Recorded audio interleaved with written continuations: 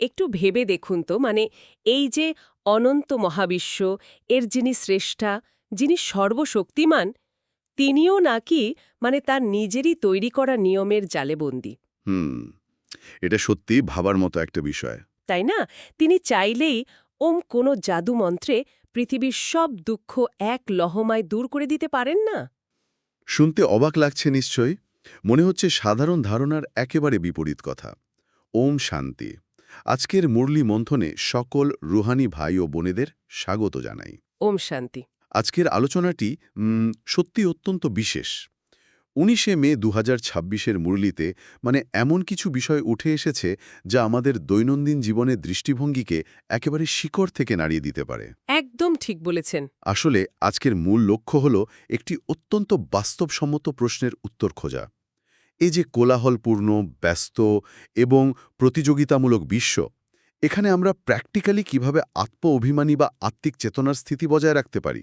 মুরলির এই গভীর কথাগুলো শুধু শোনার জন্য নয়, এগুলোকে আমাদের অস্থিমজ্জায় রোজকার জীবনে মিশিয়ে ফেলার জন্য। শুনতে এই কথাগুলো খুব সহজ মনে হতে পারে, কিন্তু এখানে আকর্ষণীয় বিষয়টি হল এই সহজ নির্দেশগুলোর পেছনে এক গভীর মনোবিজ্ঞান আর বিজ্ঞানের অসাধারণ তত্ত্ব লুকিয়ে আছে। বিজ্ঞান। হ্যাঁ, এই কথাগুলোর পেছনের বিজ্ঞান যদি আমরা একবার হৃদয়ঙ্গম করতে পারি, তবে তা আমাদের চিন্তার জগৎকে সম্পূর্ণ বদলে দেবে। এটি কেবল কতগুলো শব্দের সমাহার নয়, এটি মানব চেতনার এক প্র্যাকটিক্যাল রূপান্তর। ঠিক তাই। আর এই রূপান্তরের সবচেয়ে বড় চ্যালেঞ্জটা হলো আমাদের আধুনিক জীবনযাত্রা। একদম। আজকের মুরলিতে খুব পরিষ্কারভাবে বলা হয়েছে যে চলতে ফিরতে, উঠতে বসতে অভিমানী হওয়ার অভ্যাস করতে হবে। হ্যাঁ, চলমান ধ্যান যেটাকে বলে। ঠিক। এখন ধ্যান বা মেডিটেশন বলতেই তো মানুষের চোখের সামনে ভেসে ওঠে একটি নির্জন ঘর, ধূপকাঠি আর চোখ বন্ধ করে নিস্তব্ধতায় বসে থাকা। রাইট, সেটাই তো প্রচলিত ধারণা।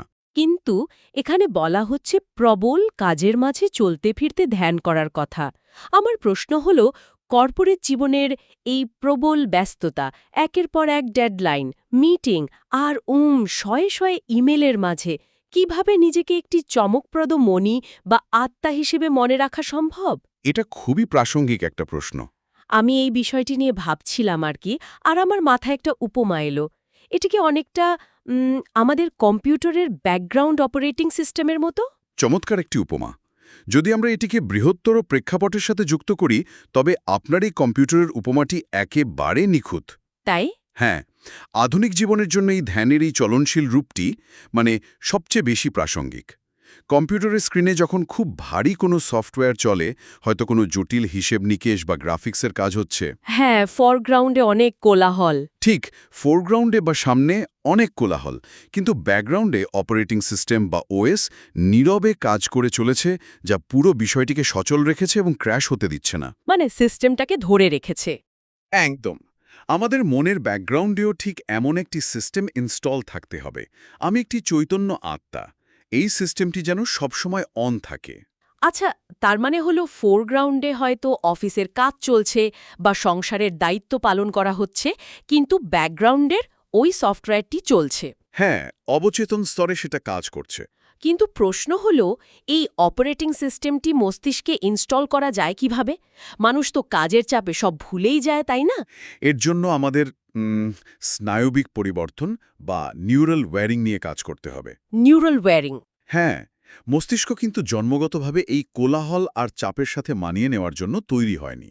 তাই দিনে বারবার, হয়তো প্রতি ঘন্টায় মাত্র ১ মিনিটের জন্য একটি ছোট বিরতি নিতে হবে। মাত্র ১ মিনিট? হ্যাঁ, শুধু ১ মিনিট। এই ১ মিনিটের বিরতিতে নিজেকে শুধু এই কথাটি মনে করিয়ে দিতে হবে যে আমি এই শরীর নই। আমি চোখের পেছনে বসে থাকা এক চৈতন্য শক্তি, যে এই শরীরটিকে পরিচালনা করছে। স্নায়ুর পটগুলো বা নিউরাল। হ্যাঁ, নিউরাল পাথওয়েগুলো নতুন করে তৈরি হয়। যখন বারবার এই অভ্যাসটি করা হয়, তখন মস্তিষ্কের ডিফল্ট সেটিং বদলে যায়। বুঝতে পেরেছি। শুরুতে নিশ্চয়ই একটু সচেতন চেষ্টা করতে হয়। একেবারে তাই। শুরুতে একটু সচেতন চেষ্টা করতে হয় ঠিকই। হয়তো মোবাইল ফোনে রিমাইন্ডার দিয়ে রাখতে হয়, কিন্তু ধীরে ধীরে এটি স্বভাবে পরিণত হয়।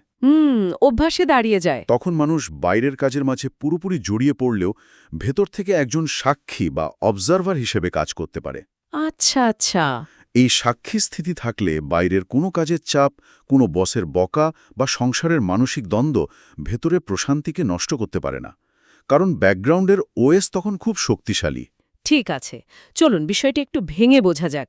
মুরলী বলছে বাবাকে বা ঈশ্বরকে নিখুঁতভাবে স্মরণ করতে হলে তাকে বিন্দু হিসেবে স্মরণ করতে হবে। হ্যাঁ, বিন্দুরূপ। হ্যাঁ, কোনো বিশাল অখণ্ড জ্যোতি বা নিরাকার বিশাল কিছু হিসেবে নয়। কিন্তু মানুষের মন তো বিশাল কিছু দ্বারাই বেশি প্রভাবিত হয়, তাই না? তা তো বটেই, বিশালত্বের প্রতি মানুষের একটা আকর্ষণ আছে। সেটাই। একটি ছোট্ট বিন্দুর চেয়ে একটি বিশাল সিনেমা স্ক্রিন বা এক অসীম অখণ্ড জ্যোতির ওপর ফোকাস করা তো মানুষের জন্য অনেক বেশি সহজ। আবার ঈশ্বর যদি সর্বব্যাপী অর্থাৎ কণায় কণায় উপস্থিত হন, তবে তাকে স্মরণ করা তো আরও সহজ হওয়ার কথা। যেদিকে তাকানো যাবে সেদিকে ঈশ্বর। এটি একটি গুরুত্বপূর্ণ প্রশ্ন তুলে ধরে। এর উত্তর লুকিয়ে আছে কনশাসনেস বা চেতনার পদার্থবিজ্ঞান বা ফিজিক্স অফ কনশাসনেসের মধ্যে। আচ্ছা, ফিজিক্স অফ কনশাসনেস ব্যাপারটা কেমন? দেখুন, যে কোনো সম্পর্কের মূল ভিত্তি হল সাদৃশ্য বা সমতা। মিল থাকতে হবে। ঠিক, আমরা আত্মারা হলাম একটি অতি সূক্ষ্ম বিন্দু, এক চৈতন্য শক্তি। তাই ঈশ্বরের সাথে একটি গভীর এবং নিখুঁত সংযোগ স্থাপনের জন্য ঈশ্বরকেও বিন্দু হিসাবেই অনুভব করতে হবে। আচ্ছা, মানে সমানে সমানে সম্পর্ক। একদম। বিশাল সিনেমা স্ক্রিন বা মাধ্যাকর্ষণ শক্তির কথা ভাবলে দেখা যায় মাধ্যাকর্ষণ শক্তি তো সর্বত্র আছে, কিন্তু মাধ্যাকর্ষণ শক্তিকে কি জড়িয়ে ধরা যায়? তাকে নিজের দুঃখের কথা বলা যায় না। তার সাথে কি মনের কথা ভাগ করে নেওয়া যায়? যায় না। ঠিক তাই। ঈশ্বরের সর্বব্যাপী তত্ত্ব আসলে আমাদের ফোকাসকে নষ্ট করে দেয়। মানে আমরা ফোকাস হারিয়ে ফেলি। হ্যাঁ, যদি ঈশ্বর সর্বত্র আকারের ঊর্ধ্বে এবং পরিচয়হীন কোনো শক্তি হন, তবে মন কার সাথে যুক্ত হবে? মনকে একাগ্র করার জন্য তো একটি নির্দিষ্ট কেন্দ্র প্রয়োজন। একটা পয়েন্ট অফ ফোকাস চাই। পিতাপুত্রের যে মধুর সম্পর্ক তা স্থাপন করার জন্য ঈশ্বরের একটি সুনির্দিষ্ট রূপ বা ফোকাস পয়েন্ট দরকার, আর সেটি হল ওই অতি সূক্ষ্ম বিন্দু। আর অখণ্ড জ্যোতির যে ধারণা, সেটি আসলে আমাদের ফোকাসকে ডাইলিউট বা তরল করে দেয়। মানে ছড়িয়ে দেয় আর কি। হ্যাঁ, জটিলতা, কঠিন মন্ত্র বা শব্দ আসে এন্ট্রপি থেকে। দাঁড়ান, একটু থামাই আপনাকে। এনট্রপি মানে বিজ্ঞানের ভাষায় যেটাকে বোঝায় যে সময়ের সাথে সাথে সবকিছু ধীরে ধীরে ক্ষয় হয়ে যায় বা বিশৃঙ্খল হয়ে পড়ে। হ্যাঁ, ঠিক ধরেছেন। সময়ের সাথে সাথে মানুষের চিন্তাভাবনায় বিশৃঙ্খলা আসে, আর তখনই সহজ সত্যগুলো জটিল দর্শনে পরিণত হয়। ও আচ্ছা, মানে মানুষ ভাবে ঈশ্বরকে পেতে হলে কঠিন সংস্কৃত মন্ত্র পড়তে হবে বা পাহাড়ে গিয়ে বসে থাকতে হবে। ঠিক তাই, কিন্তু সত্যের স্বরূপ অতি সরল। একটি ছোট্ট শিশু যখন তার বাবাকে জড়িয়ে ধরে, তখন সে কি কোনো কঠিন মন্ত্র পাঠ করে? একদমই না। সে তো সোজাসুজি দৌড়ে গিয়ে বাবাকে জড়িয়ে ধরে। করে না। ঈশ্বরের সঙ্গে সম্পর্কটাও ঠিক তেমনই সহজ। কোনো বিশালতার প্রয়োজন নেই, শুধু দুটি বিন্দুর মধ্যে ভালোবাসার টান প্রয়োজন। এখানে বিষয়টি সবচেয়ে বেশি চমকপ্রদ হয়ে ওঠে। মানে বিন্দুরূপে ঈশ্বরের এই নিখুঁত সম্পর্কের কথা যখন উঠল, তখন মুরলিতে বলা সেই বিশাল বিশ্ব নাটকের অ্যালগোরিদমের দিকে একটু তাকানো যাক। ড্রামার নিয়ম। হ্যাঁ, মুরলিতে আত্মার পতন, ৫,০০০ বছরের চক্র, সঙ্গম যুগ এবং ড্রামার নিয়মের কথা বলা হয়েছে। ঈশ্বর, যাকে আমরা সর্বশক্তিমান জাদুকর মনে করি, যিনি চাইলেই এক লহমায় জগতের সব দুঃখ দূর করতে পারেন, সেই ঈশ্বর বলছেন, আমি নিজেও ড্রামার বন্ধনে আবদ্ধ। হ্যাঁ, এটা শুনতে খুব অদ্ভুত লাগে প্রথমে। এটি কিভাবে সম্ভব? সর্বশক্তিমান হয়েও তিনি নিয়মের অধীন? এটি সত্যিই একটি যুগান্তকারী ধারণা, যা ঈশ্বরের সর্বশক্তিমান হওয়ার প্রচলিত ধারণাকে সম্পূর্ণ নতুন আলোয় দেখায়। বিষয়টিকে একটি ভিনাইল রেকর্ডের সাথে তুলনা করা যেতে পারে। Vinyl record? ওই যে পুরনো দিনের গানের রেকর্ডগুলো? ঠিক, ভিনাইল রেকর্ডে যেমন গান আগে থেকেই নির্দিষ্ট খাঁচ বা গ্রুভের মধ্যে রেকর্ড করা থাকে, আর পিনটি শুধু সেই খাঁচ ধরে ধরে এগিয়ে যায়। ঈশ্বর চাইলেই সেই গানের মাঝখান থেকে অন্য গানে লাফ দিতে পারেন না। ওহ, দারুণ একটা উপমা। তার শক্তি এই বিশ্বনাটকের নিয়ম ভাঙার মধ্যে নেই, বরং সেই নিয়মকে নিখুঁতভাবে মেনে চলার মধ্যে রয়েছে। এখানে আরেকটি দারুণ উপমা হল মোবাইলের ব্যাটারি। ব্যাটারির উপমা? সেটি কিভাবে কাজ করে? ধরুন, সত্যযুগে আত্মারা থাকে ১০০% চার্জড, অর্থাৎ শতপ্রধান। যুগে যুগে জন্ম নিতে নিতে সেই আত্মার ব্যাটারি ডিসচার্জ হতে থাকে। ধীরে ধীরে চার্জ কমে যায়। ত্রেতা দাপর পেরিয়ে যখন আত্মা কলিযুগে পৌঁছায় তখন সেই ব্যাটারি একদম তমপ্রধান অর্থাৎ রেড জোনে চলে আসে। 15% বা 10% চার্জ বাকি থাকে। তাহলে যে সাধারণ শাস্ত্রে বলা হয় কলিযুগ এখনও 40,000 বছর বাকি, সেটি কি সঠিক নয়? ব্যাটারি তো তাহলে অনেক আগেই ডেড হয়ে যাওয়ার কথা। একেবারেই নয়। 40,000 বছর বাকি থাকার বিষয়টি একটি ভ্রান্ত ধারণা। যখন ব্যাটারি পুরোপুরি ডেড বা নিঃশেষ হওয়ার পথে, তখন সেই ব্যাটারিকে তো চার্জ করতে হবে, তাই না? হ্যাঁ, চার্জ তো করতেই হবে। সেই প্লাগ ইন পয়েন্ট বা সংযোগের সময়টি হল এই সঙ্গম যুগ। শিব বাবা ঠিক সেই নির্দিষ্ট টাইম স্ট্যাম্পে আসেন আত্মাদের চার্জ করতে। আচ্ছা, তার মানে একটা নির্দিষ্ট সময়েই তাকে আসতে হয়। তিনি তার নিজের ইচ্ছে মতো এই নিয়মের বাইরে যেতে পারেন না। কলিযুগের মাঝপথে এসে তিনি হঠাৎ করে সব জাদুমন্ত্রে বদলে দেবেন, এমনটা হয় না। তাহলে এর মানে আসলে কি দাঁড়ায়? এর মানে হল এই চক্র একটি সুনির্দিষ্ট বিজ্ঞান মেনে চলে। তিনি চাইলেই যখন তখন পৃথিবীতে চলে আসতে পারেন না, বরং চরম বিশৃঙ্খলা বা অ্যান্ট্রোপির মুহূর্তে তাকে আসতে হয় সবকিছু পুনরায় ঠিক করার জন্য। অসাধারণ। ঠিক তাই, একদম বৈজ্ঞানিক একটা প্রক্রিয়া। মহাবিশ্বের এই নিখুঁত এনার্জি ম্যানেজমেন্ট বা শক্তির ভারসাম্যের কথা যখন উঠলই, তখন আমাদের নিজেদের শরীরের শক্তির বিষয়টিও কিন্তু চলে আসে। শরীরের এনার্জি। আজকের মুরলিতে খাদ্যাভ্যাস নিয়ে খুব পরিষ্কার নির্দেশ রয়েছে। বলা হচ্ছে খাবারের প্রতি লালসা না করতে, সাধারণ ডাল রুটি বা এক টুকরো রুটি খেয়ে সন্তুষ্ট থাকতে। হ্যাঁ, খাদ্যের বিশুদ্ধতা। আধুনিক বিলাসবহুল জীবনে দামি সুস্বাদু খাবার তো সফলতার প্রতীক। সেখানে সাধারণ রুটি খাওয়ার এই নির্দেশ কি পার্থিব আনন্দ থেকে বঞ্চিত করা? এটি কি এক ধরনের আত্মপীড়ন বা শাস্তি? না না, এটি কোনোভাবেই কোনো বিধিনিষেধ বা শাস্তি নয়। যদি আমরা এটিকে বৃহত্তর প্রেক্ষাপটের সাথে যুক্ত করি, তবে বুঝতে পারব এটি আসলে কগনিটিভ লোড বা মস্তিষ্কের ওপর চাপ কমানোর এক নিখুঁত বিজ্ঞান। কগনিটিভ লোড মানে ব্রেনের প্রসেসিং পাওয়ার। হ্যাঁ, আমাদের শরীর এবং মনের মধ্যে অত্যন্ত সরাসরি এবং গভীর সম্পর্ক রয়েছে। যখন খুব ভারী, মশলাদার এবং তামসিক খাবার গ্রহণ করা হয়, তখন শরীর সেই খাবার হজম করতে প্রচুর শক্তি ব্যয় করে। ঘুম পায় তখন। ঠিক, হজম প্রক্রিয়ায় প্রচুর রক্ত এবং এনার্জি পেটের দিকে চলে যায়। ফলে শরীর এবং মস্তিষ্ক দুটোই অলস হয়ে পড়ে। আচ্ছা, আমার মাথায় আবার একটা ছবি ভাসছে। মহাকাশে যাওয়ার সময় রকেট যেমন ধাপে ধাপে নিজের ওজন ঝেড়ে ফেলে যাতে সে মাধ্যাকর্ষণ শক্তিকে হারিয়ে ওপরে উঠতে পারে, ব্যাপারটা কি সেরকমই কিছু? একেবারে নিখুঁত বলেছেন।